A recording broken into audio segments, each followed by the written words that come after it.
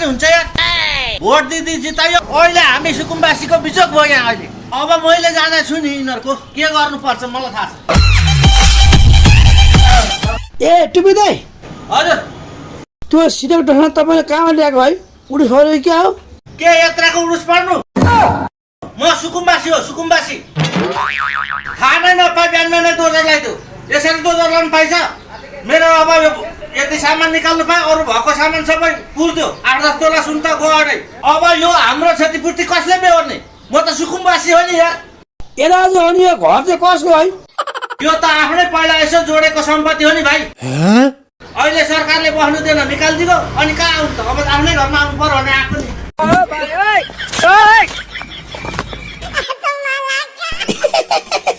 काइदाको सुकुम्बासी पाउनु भयो तपाईँ